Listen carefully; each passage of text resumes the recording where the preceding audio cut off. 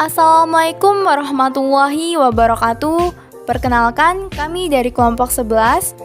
Dalam video ini, kami akan mempresentasikan materi kami mengenai akad rahan dan implementasinya dalam lembaga keuangan syariah pada mata kuliah Fikih Muamalah Kontemporer dengan dosen pengampu Ibu Fitri Faizah SEI MH. Kelompok 11 beranggotakan Nur Salim Tricahyono dengan NIM 2014110137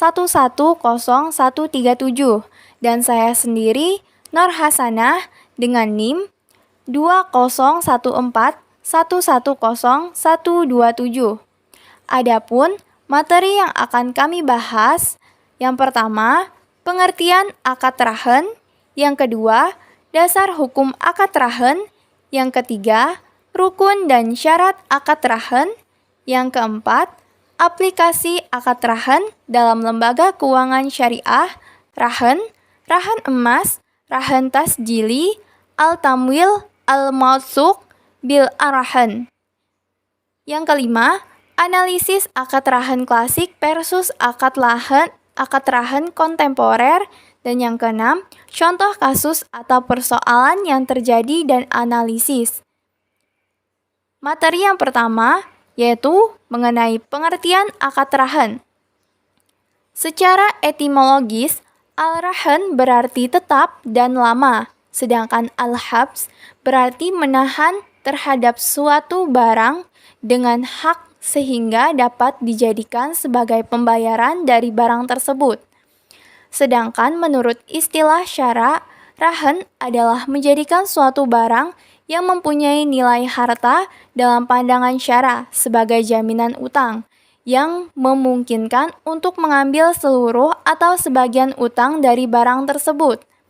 Akad rahan adalah sebuah akad perjanjian pinjaman dengan jaminan atau dengan melakukan penahanan harta milik peminjam sebagai jaminan atas pinjaman yang diterimanya. Barang gadai baru dapat diserahkan kembali kepada pihak berhutang apabila hutangnya sudah lunas. Yang pertama, ulama Syafi'iyah dan Hanabilah mengemukakan gadai rahan adalah menjadikan materi barang sebagai jaminan utang yang dapat dijadikan pembayaran utang apabila orang berhutang tidak bisa membayar hutangnya itu. Yang kedua, Hanafiyah mendefinisikan rahan adalah menjadikan sesuatu barang sebagai jaminan terhadap piutang yang mungkin dijadikan sebagai pembayaran hak piutang itu, baik seluruhnya maupun sebagian. Kemudian, Malikiyah mendefinisikan gadai rahan adalah sesuatu yang bernilai harta yang diambil dari pemiliknya sebagai jaminan untuk hutang yang tetap mengikat atau menjadi tetap. Kemudian, menurut Ahmad Azhar Bashir, gadai rahan menurut istilah adalah menjadikan sesuatu benda bernilai menurut pandangan syara sebagai tanggungan hutang. Dengan adanya benda yang menjadi tanggungan itu, seluruh atau sebagian hutang dapat diterima. Kemudian pendapat terakhir dari Muhammad Syafi Antonio Arahan adalah menahan salah satu harta milik nasabah rahin sebagai barang jaminan marhun atas pinjaman yang diterimanya. Marhun tersebut memiliki nilai ekonomis. Dengan demikian, pihak yang menahan atau penerima gadai murtahin memperoleh jaminan untuk dapat mengambil kembali seluruh atau sebagian hutangnya. Kemudian, materi kedua adalah dasar hukum akad rahan, Al-Quran, hadis, fatwa DSN MUI, dan kaidah fikih. Dasar hukum akad rahan. Yang pertama, akad rahan diperbolehkan oleh syara dengan berbagai dalil Al-Quran ataupun hadis Nabi SAW. Begitu juga dalam ijma ulama. Di antaranya, Firman Allah dalam Quran Surah Al-Baqarah ayat 283 yang artinya, jika kamu dalam perjalanan dan bermuamalah secara tidak tunai, sedangkan kamu tidak memperoleh seorang penulis, maka hendaklah ada barang tanggungan yang dipegang oleh piutang. Akan tetapi jika sebagian kamu mempercayai sebagian yang lain, maka hendaklah yang dipercayai itu menunaikan amanatnya, hutangnya, dan hendaklah ia bertakwa kepada Allah Tuhannya. Para ulama fikih sepakat bahwa arahin boleh dilakukan dalam perjalanan dan dalam keadaan hadir di tempat, asal barang jaminan itu bisa langsung dipegang atau dikuasai secara hukum oleh si piutang. Maksudnya, karena tidak semua barang jaminan bisa dipegang atau dikuasai oleh si pemberi hutang secara langsung, maka paling tidak ada semacam pegangan yang dapat menjamin barang dalam status almarhum menjadi jaminan hutang. Misal, apabila barang jaminan itu berbentuk sebidang tanah, maka yang dikuasai adalah surat jaminan tanah itu. Kemudian, hadis-hadis yang menjadi dasar hukum rahin pada Fatwa DSN MUI nomor 25/DSN MUI _3/2002 diantaranya adalah hadis yang diriwayatkan oleh Aisyah. Hadis Nabi riwayat Al-Bukhari dan Muslim dari Aisyah radhiyallahu an berkata dengan yang artinya, sesungguhnya Rasulullah Shallallahu Alaihi Wasallam pernah membeli makanan dengan berhutang dari seorang Yahudi dan Nabi menggadaikan sebuah baju besi kepadanya. Menurut kesepakatan pakar fikih, peristiwa Rasulullah Shallallahu Alaihi Wasallam merahankan baju besi itu adalah kasus arahin pertama dalam Islam dan dilakukan sendiri oleh Rasulullah Shallallahu Alaihi Wasallam. Berdasarkan ayat dan hadis-hadis yang disebutkan tadi, para ulama fikih sepakat mengatakan bahwa akad rahin itu dibolehkan karena banyak kemaslahatan yang terkandung di dalamnya dalam rangka hubungan antar sesama manusia. Menurut kaidah fikih, pada dasarnya segala bentuk muamalah boleh dilakukan, kecuali ada dalil yang mengharamkannya. Kemudian, dalam fatwa yang dijadikan rujukan dalam gadai syariah yang pertama, Fatwa Dewan Syariah Nasional nomor 25/DSN MUI _3/2002 tentang rahin. Yang kedua, Fatwa Dewan Syariah Nasional nomor 26 DSN MUI _3/2002 tentang rahan emas. Dan yang ketiga, Fatwa Dewan Syariah Nasional nomor 68 DSN MUI _3/2008 tentang rahan tasjili. Kemudian, materi selanjutnya adalah rukun dan syarat akad rahan. Rukun dan syarat rahan tercantum dalam pasal 373 ayat 1 Kompilasi Hukum Syariah KHES. Rukun dan akad rahan diantaranya yang pertama, pelaku akad yaitu arahin, orang yang menggadaikan akad, dan al-murtahin, orang yang menerima gadai. Adapun pelaku akad harus sudah balik dan berakal, tidak dipaksa, tidak dalam status pengampuan, mahjur alaih, dan dikenal bisa melunasi utang. Sedangkan syarat al-murtahin adalah berakal, balik, tidak dipaksa, dan tidak termasuk orang yang mahjur alaih. Murtahin mempunyai hak menahan marhun sampai marhun bih atau utang dibayar lunas. Yang kedua adalah objek akad, yaitu almarhun, barang yang digadaikan, dan almarhun bih atau pembiayaan. Marhun harus ada ketika akad dilakukan. Menurut para ulama, barang yang digadaikan itu memiliki syarat. Yang pertama, barang gadai harus bernilai dan bermanfaat, seimbang dengan utang. Yang kedua, barang gadai jelas dan milik sah orang yang berhutang. Kemudian selanjutnya, barang yang digadaikan tidak terkait dengan hak orang lain. Dan yang terakhir, barang yang dijadikan jaminan dalam keadaan tidak rusak sebelum janji utang harus dibayar. Kemudian, rukun selanjutnya adalah sigat atau ijab qabul. Adapun syarat ijab qabul ini adalah bahwa lafaznya harus jelas. Ulama Malikiyah, Syafi'iyah, dan Hanabilah mengatakan bahwa apabila syarat itu adalah syarat yang mendukung kelancaran akad, maka itu dibolehkan. Syarat akad rahan. Syarat sah akad dalam rahan ada 4 macam, yaitu yang pertama, berakal, baligh, bahwa barang yang digadaikan itu ada pada saat akad, dan al-murtahin atau wakilnya mengambil barang yang digadaikan. Sedangkan menurut ulama Syafi'i, syarat gadai ada 3 sebagai berikut. Yang pertama, harus berupa barang karena utang tidak bisa digadaikan.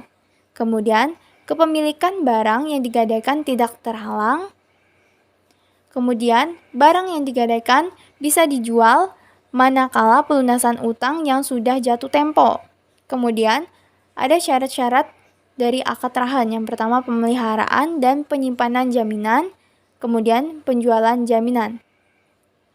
Para fuqaha sepakat bahwa di antara syarat gadai adalah ikrar arahin, bahwa barang gadai harus berada di tangan al-murtahin.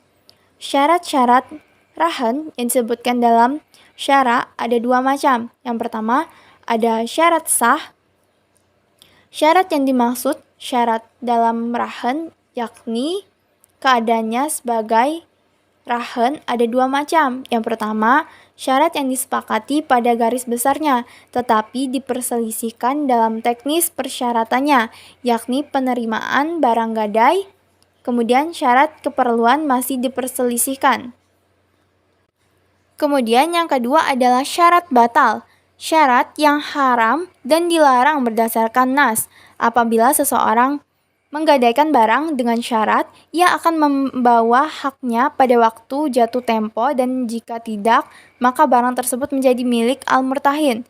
Maka, menurut fuqaha, bahwa syarat tersebut mengharuskan batalnya gadai.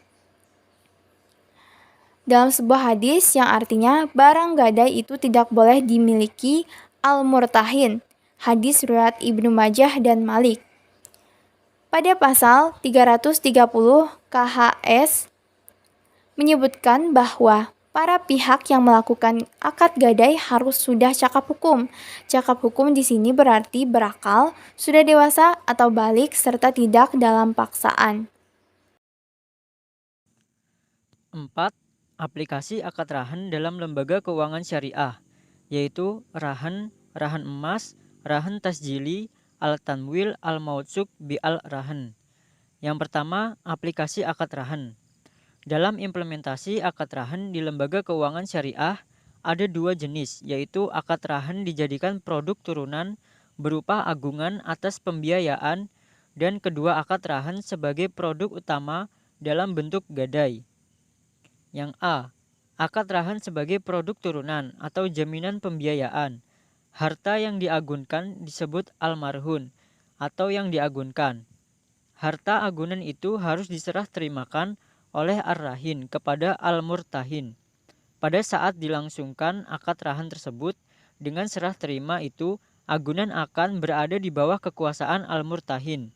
Jika harta agunan itu termasuk harta yang bisa dipindahkan, seperti TV dan barang elektronik, perhiasan dan semisalnya, maka serah terimanya adalah dengan melepaskan barang agunan tersebut kepada penerima agunan atau al-murtahin. Bisa juga yang diserah terimakan adalah sesuatu dari harta itu, yang menandakan berpindahnya kekuasaan atas harta itu ke tangan al-murtahin. Jika harta tersebut merupakan barang tak bergerak seperti rumah, tanah, dan lain-lain, harta agunan itu haruslah harta yang secara syar'i boleh dan sah dijual. Dalam akad jual beli kredit, barang yang dibeli dengan kredit tersebut tidak boleh dijadikan agunan. Yang B. Pemanfaatan almarhun oleh murtahin. Setelah serah terima, agunan berada di bawah kekuasaan al-murtahin.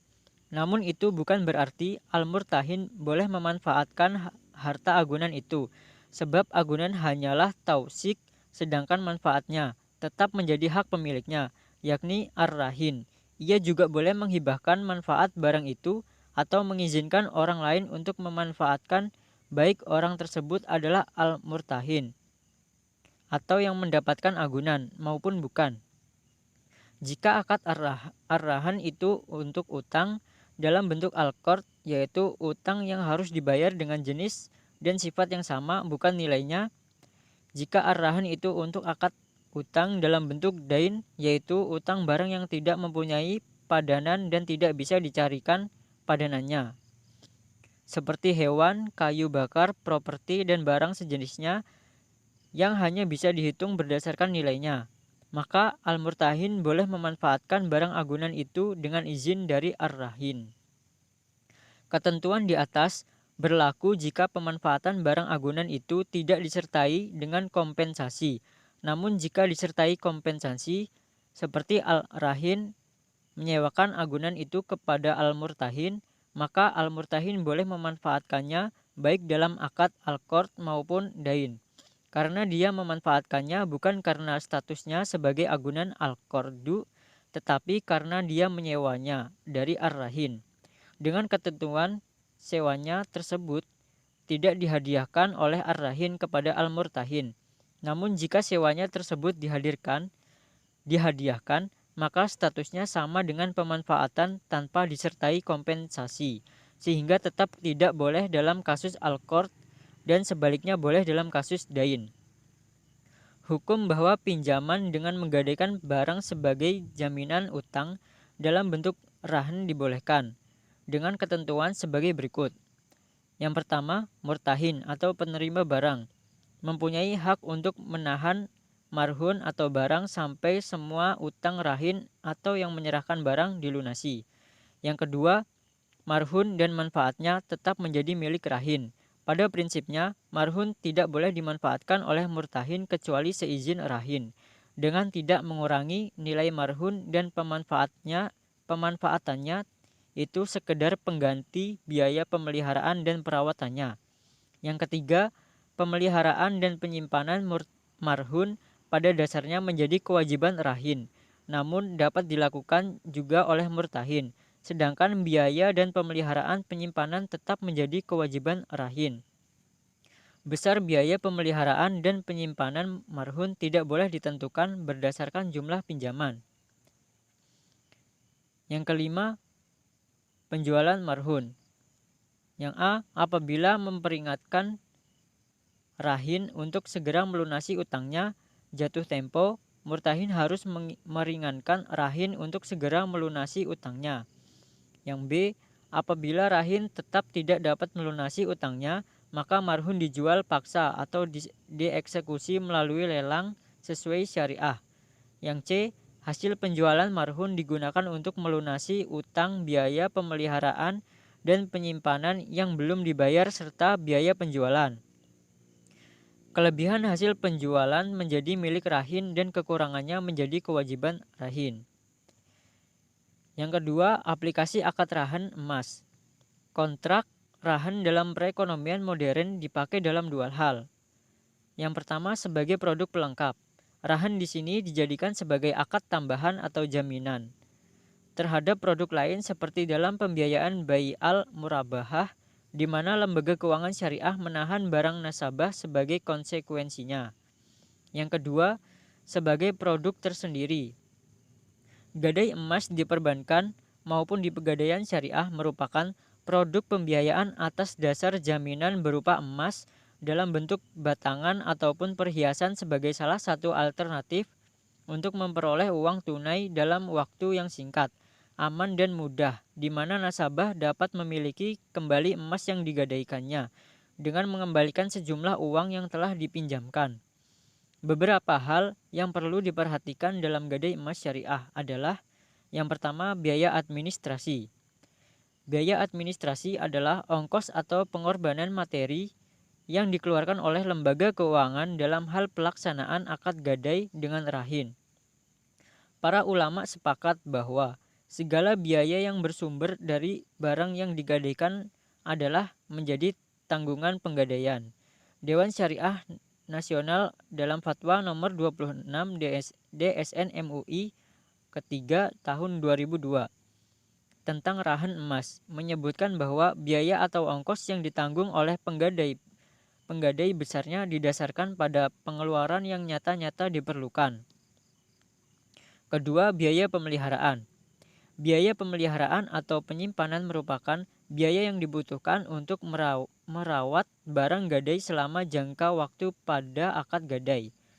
Sesuai dengan pendapat jumhur ulama, biaya pemeliharaan atau penyimpanan menjadi tanggungan penggadaian atau ar-rahin. Akad yang digunakan untuk penerapan biaya pemeliharaan adalah akad ijarah atau sewa, di mana rahin menyewa tempat di lembaga keuangan atau bank atau pegadaian untuk menyimpan barangnya. Yang ketiga, aplikasi akad rahan tasjili. Dalam Fatwa DSN MUI nomor 68 DSN MUI ketiga tahun 2008 tentang rahan tasjili dijelaskan tentang ketentuan hukum rahan tasjili, bahwa akad ini juga disebut dengan rahin takmini, rahan rasmi atau rahan hukmi. Secara istilah, akad ini adalah akad jaminan dalam bentuk barang atas utang dengan kesepakatan bahwa yang diserahkan kepada penerima jaminan atau murtahin hanya bukti sah kepemilikannya, sedangkan fisik objek jaminan tersebut atau marhun tetap berada dalam penguasaan dan pemanfaatan pemberi jaminan atau rahin. Ketentuan khusus rahan tasjili boleh dilakukan dengan ketentuan sebagai berikut. Yang pertama, rahin menyerahkan bukti sah kepemilikan atau sertifikat barang yang dijadikan jaminan atau marhun kepada murtahin. Yang kedua, penyerahan barang jaminan dalam bentuk bukti sah kepemilikan atau sertifikat tersebut, tidak memindahkan kepemilikan barang ke murtahin. Yang ketiga, rahin memberikan wewenang atau kuasa kepada murtahin untuk melakukan penjualan marhun, baik melalui lelang atau dijual ke pihak lain sesuai prinsip syariah apabila terjadi wan prestasi atau tidak dapat melunasi utangnya. Yang keempat, pemanfaatan barang marhun oleh rahin harus dalam batas kewajaran sesuai kesepakatan. Yang kelima, murtahin dapat mengenakan biaya pemeliharaan dan penyimpanan barang marhun atau berupa bukti sah kepemilikan atau sertifikat yang ditanggung oleh rahin berdasarkan akad ijarah. Yang keenam, besaran biaya sebagaimana dimaksud dalam poin 5 tersebut tidak boleh dikaitkan dengan jumlah utang rahin kepada murtahin. Selain biaya pemeliharaan, murtahin dapat pula mengenakan biaya lain yang diperlukan pada pengeluaran yang real dan biaya asuransi rahan tasjili ditanggung oleh rahin. Yang keempat, aplikasi akad al-tamwil al-mautsuk bil al-rahan. Dalam Fatwa DSN nomor 92 tahun 2014 tentang pembiayaan yang disertai rahan al-tamwil al-mautsuk bil al-rahan, disebutkan bahwa akad rahan dapat disertakan di dalam akad-akad pembiayaan yang ada yang diatur dalam fatwa tersebut.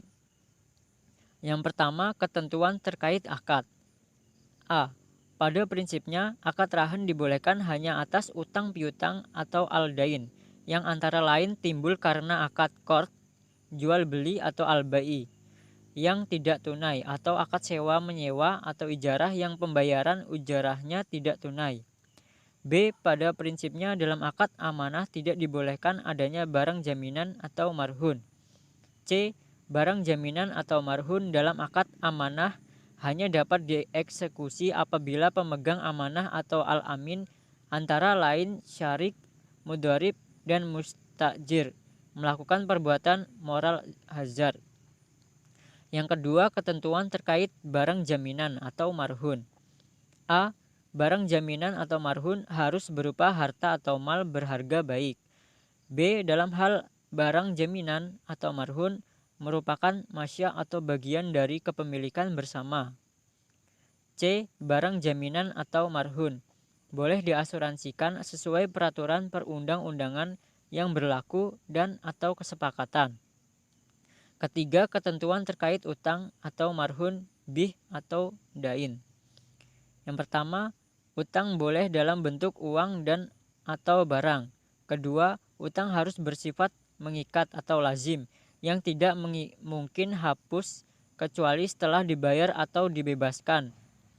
Fatwa DSN MUI nomor 11 DSN MUI ke-4 tahun 2000 tentang kafalah. Ketentuan kedua keempat poin 4C. Ketiga, utang harus jelas jumlah atau kuantitas dan kualitasnya serta jangka waktunya. Keempat, utang tidak boleh bertambah karena perpanjangan jangka waktu pembayaran. Kelima, apabila jangka waktu pembayaran utang atau pengambilan modal diperpanjang. Kemudian yang keenam, ketentuan terkait pendapatan murtahin. Yang pertama, dalam hal rahan atau dain marhun bih terjadi karena akad jual beli atau al-bai. Yang kedua, dalam hal rahan terjadi karena akad sewa menyewa atau ijarah. Ketiga, dalam hal rahan terjadi karena peminjaman uang atau akad qard.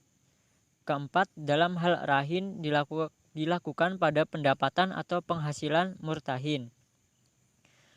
Yang ketujuh, ketentuan terkait penyelesaian akad rahan. A. Akad rahan berakhir apabila rahin melunasi utangnya atau menyelesaikan kewajibannya dan murtahin mengembalikan marhun kepada rahin. B. Dalam hal rahin tidak melunasi utangnya atau tidak menyelesaikan kewajibannya pada waktu yang telah disepakati, maka murtahin wajib mengingatkan atau memberitahukan tentang kewajibannya. Yang C. Setelah dilakukan pemberitahuan atau peringatan dengan memperhatikan asas keadilan dan kemanfaatan pihak-pihak, murtahin boleh melakukan hal-hal berikut. Yang A. Menjual paksa barang jaminan atau marhun sebagaimana diatur dalam substansi Fatwa DSN MUI nomor 25 DSN MUI ketiga tahun 2002 tentang rahan atau ketentuan ketiga angka 5. Dan yang B. Meminta rahin agar menyerahkan marhun untuk melunasi utangnya sesuai kesepakatan dalam akad di mana penentuan harganya mengacu atau berpatokan pada harga pasar yang berlaku pada saat ini. 5. Analisis akad rahan klasik versus akad rahan kontemporer. Dalam hukum Islam, konsep gadai disebut dengan istilah rahan. Gadai atau ar-rahan yang dikemukakan oleh fikih klasik bersifat pribadi. Artinya, utang piutang itu hanya terjadi antara seorang yang memerlukan dengan seseorang yang memiliki kelebihan harta. Di zaman sekarang, sesuai dengan perkembangan dan kemajuan ekonomi, ar-rahan tidak hanya berlaku antar pribadi, melainkan juga antar pribadi dengan lembaga-lembaga keuangan, seperti bank untuk mendapatkan kredit dari lembaga keuangan. Pihak bank juga menuntut barang jaminan yang boleh dipegang bank sebagai jaminan atas kredit itu. Aplikasi gadai dalam perbankan digunakan dalam dua hal. Yang A. Gadai dipakai sebagai produk pelengkap, yaitu sebagai akad tambahan atau jaminan terhadap produk lain seperti dalam pembiayaan bai al-murabahah. Bank dapat menahan barang nasabah sebagai konsekuensi akad tersebut, guna menghindari adanya kelalaian nasabah atau bermain-main dengan fasilitas pembiayaan yang diberikan oleh pihak bank. Yang B. Merupakan produk tersendiri. Perbedaan mendasar pegadaian syariah, nasabah tidak dikenakan bunga. Yang dipungut dari nasabah adalah biaya penitipan, pemeliharaan, penjagaan, dan penaksiran. Perbedaan utama antara biaya rahan dengan bunga pegadaian adalah terletak pada sifat bunga yang bisa berakumulasi dan berlipat ganda, sedangkan biaya rahan hanya terjadi sekali dan ditetapkan di awal. Dengan demikian, pihak bank akan mendapatkan manfaat langsung dari biaya-biaya konkret yang harus dibayar oleh nasabah untuk pemeliharaan dan keamanan aset tersebut.